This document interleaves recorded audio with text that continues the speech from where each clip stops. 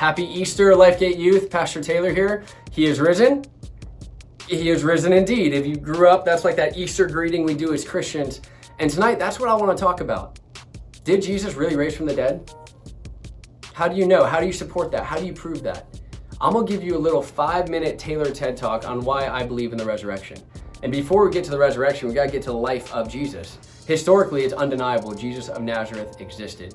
One of my Wayne State professors, who is actually an atheist, he said, Jesus is arguably the most influential human who ever lived. And he's right. He's affected all of Western culture. All the major religions recognize him either as a Messiah, false Messiah, or even a prophet.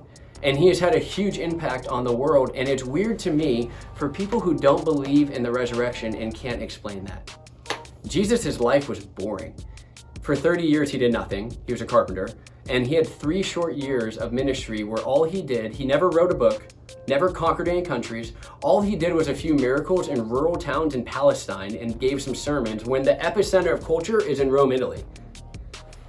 There is no way a life that small should have that big of influence unless everything about that little spark was true, especially him raising from the dead.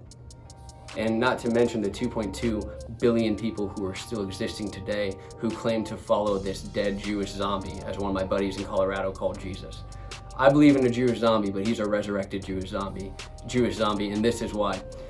A few people try to get away with the resurrection because they say either the disciples hallucinated it, he wasn't really dead, or this idea of conspiracy theory. So I'm gonna work through 3 of these really quick. First of all, the disciples hallucinated him raising from the dead.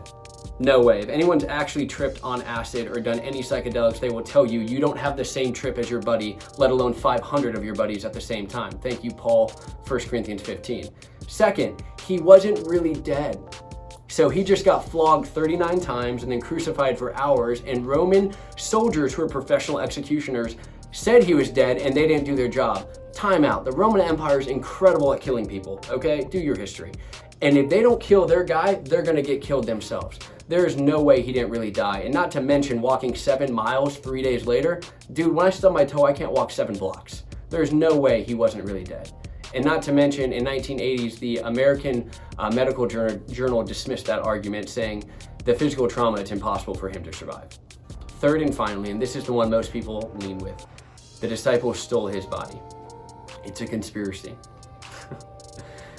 A few thoughts. First of all, that's exactly what the Jewish leaders said in Matthew 28. They said they took his body and they paid the guards for that. They never produced a corpse, and they had an empty tomb. 2 problems they never solved, and Christianity burst at the seams, continued to grow. And my second argument's this: I don't know too many people who would die for something that they know is a lie. Do you know how many martyrs there were?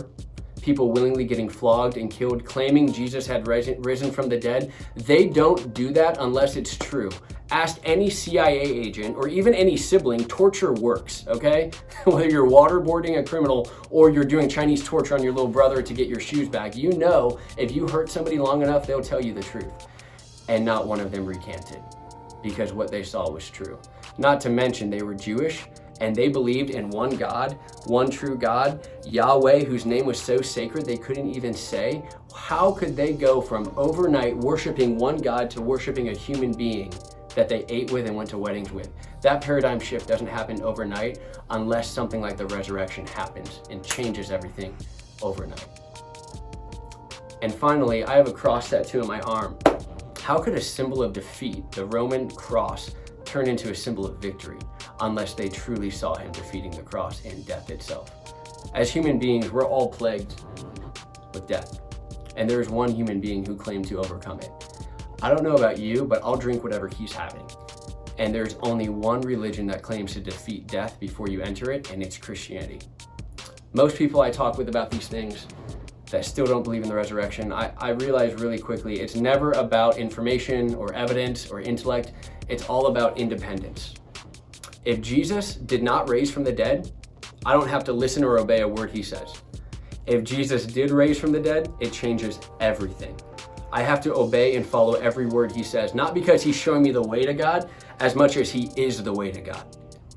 This God-man raising from the dead validated everything he said and did, and he brings us life and life to the full. And as an honest thinking human being, you have to look at Christianity, specifically the resurrection, and say this: here is a door behind which some claim is the secret to the universe, the resurrected life of Christ, or the biggest fraud in the history of humanity. Now, it's every thinking person's responsibility to decide which it is and give their whole life to either following Jesus or disproving the resurrection.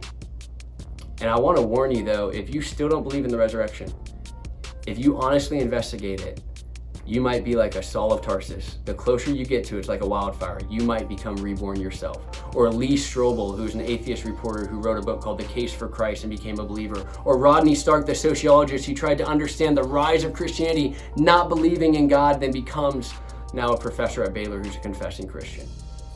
Jesus couldn't have just been a man who lived and influenced culture without also being the risen Lord. He is risen. Yeah, he's risen indeed. Happy Easter.